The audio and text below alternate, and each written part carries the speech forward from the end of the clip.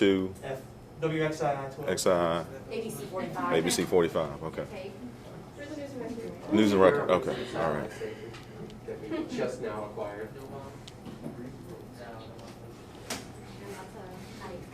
All right. I'm ready when everyone else is. Has everyone got their mic up here already? You got one more? Okay. He's All right. gonna, I think he's gonna put them all. Okay. I'm gonna stand over here. One more down there.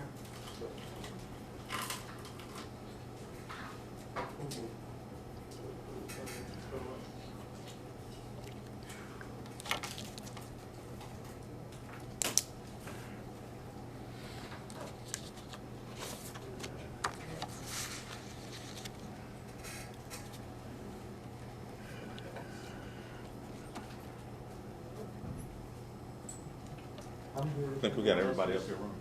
Say what? We got everybody up here. I'll close this door. Yeah, your guys as well.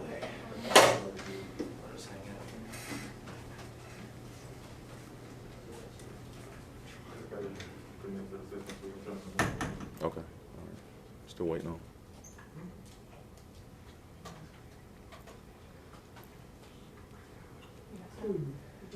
Yeah, he just hasn't mic'd him yet.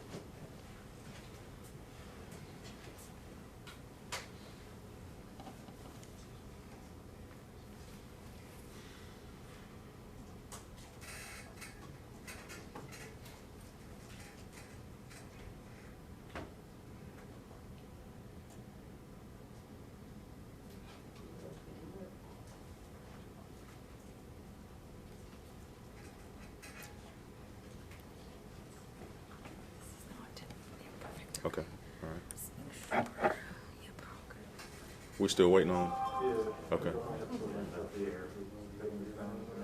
Okay. Yeah, I was good. I was good. Audio from you. Can you all hear me? Not now. You cannot hear me. Before. Okay. Yeah, I hear that. Yeah. I hear that.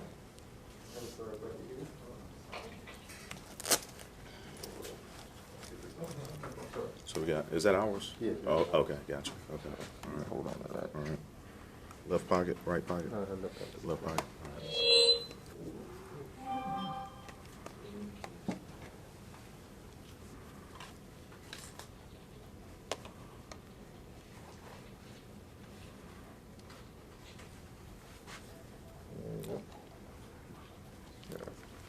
Okay. Can everybody hear me? Yes, very Yes, well. we can. Good. Okay. Yes, I will be. All right. Well, good afternoon, everybody. I'm Brian James. I'm the Chief of Police for the Greensboro Police Department, and I wanted to give you some additional information about the incident that happened on this past Friday. At approximately 3:08 p.m. on August 27th, Christopher Moore entered the employee parking lot on foot at the southeast side of the Greensboro Police Department, located at 100 East Police Plaza. After using an accelerant to set a marked patrol car on fire, Moore attacked an officer that was entering the building. Moore struck the officer multiple times in the face and head before placing his arms around the officer's neck. During the struggle, Moore attempted to gain control of the officer's service weapon. Two additional officers heard the attack and quickly located Moore, assaulting the officer. Ultimately, the officers were able to stop the deadly assault. The officer that was attacked was Officer J.M. Chavez, and he is recovering from his injuries. Officer Chavez joined the Greensboro Police Department in 1999. The other officers involved are Corporal A.L. Dellinger, who joined the department in 2009, and Officer R.T. Brooks, who joined the department in 2011. Based on preliminary information, it appears Moore came onto the police property with the intent of starting the fire and attacking police. The danger police face is ever present, and officers have to remain vigilant against these threats. The reality is, we are lucky that it was an officer who was attacked and not one of our non-sworn employees in the parking lot. To that measure, we are looking at ways we can secure our parking lots and buildings to address safety for all of our employees. The investigation into this incident is ongoing, and we will not be releasing any additional information at this time. We thank the community for their support and our employees for their dedication. I would at this time like to also thank the Guilford County Sheriff Office and Sheriff Rogers, who helped us in securing the area around the building on Friday, as well as the North Carolina State Highway Patrol, who also assisted us. So at this time, I would be glad to take a few questions, if you have any.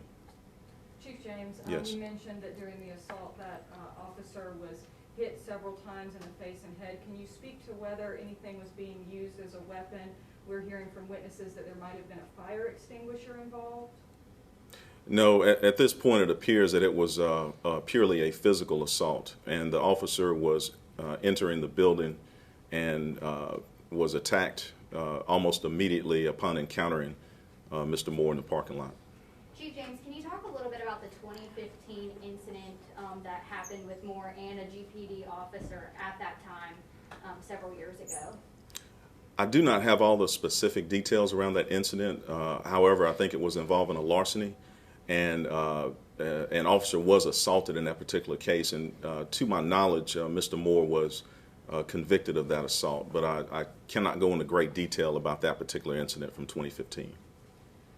How is that officer doing today? We know that they went to the hospital for treatment of their injuries. How serious were those injuries? How are they doing now? Officer Chavez has been released from the hospital, and he is still recuperating. He will, from all indications, be physically okay and will fully recover. At this point, I cannot speak specifically about his medical status or what specific injuries he sustained. Can you tell us what's involved in the internal investigation? I know that there's a number of surveillance cameras out in the parking lot. Officers, of course, wear body-worn cameras. What stage are we in the investigation? Have you had a chance to review that video? So we have looked for any available video. Of course, that video will be shared with the SBI, who is doing the criminal investigation, as well as professional standards. So we are looking for any outdoor surveillance video, as well as any additional body cam video in that. But we're still really in the early stages of doing the investigation. Chief, do we know how many shots were fired from those officers? And you had said 2 officers fired their weapons. Is that correct? I didn't say specifically, and I cannot get into details about how many shots have been fired.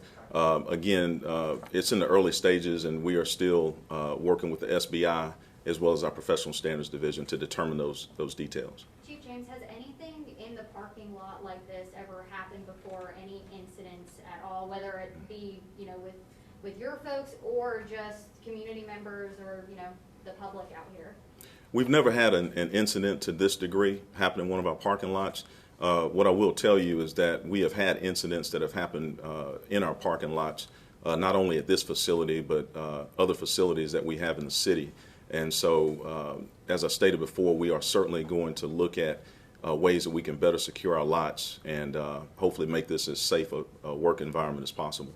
Was your behavioral health team able to be called out to the parking lot while all of this was going on? This incident happened spontaneously. The subject walked onto the lot with an accelerant, went to a police car, set it on fire, and the officer that was approaching the back of the building, he was assaulted immediately upon encountering him. So this is not a call for service that went in. This individual simply walked onto the lot, took those actions. So no, behavioral health, a call like that was not able to be entered.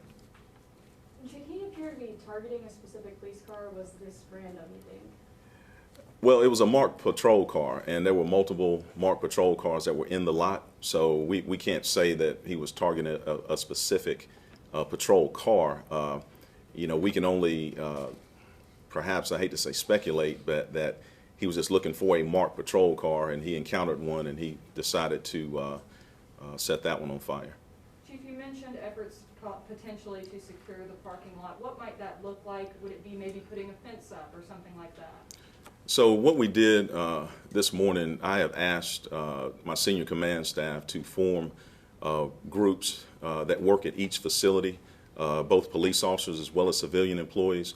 The first thing we want to do is we want to look at what security measures that we currently have in place and ensure that those measures are actually working as they should at this point, and then also look at what enhancements we could possibly do at each facility to make it more secure. So at this point, could fencing be involved? It's a possibility, but I cannot say for sure. I really would like a chance to do an assessment and see what that might look like going forward. But we certainly want to take a hard look at security. Again, as I mentioned on Friday, briefly, we have a lot of civilian employees that work in this building, and we're just very fortunate that one of our employees was not hurt seriously, at least from a non-sworn standpoint. Chief, what might your message be to the community, especially considering this happened, here on GPD property, but also just those that maybe are scared this happened here, or just anybody who, as far as you've mentioned, like this appears to be an assault, so just anything like that as far as targeting police departments or just a message to the community? I would say that no matter where we are, whether it's out in a shopping area, a residential area, or even at the police department, we have to be aware of our surroundings and just have to understand that certainly anything could happen at any time, and we have to be as safe as we possibly can. And the biggest thing is really just always being aware of your surroundings. And we teach that and preach that out in the community.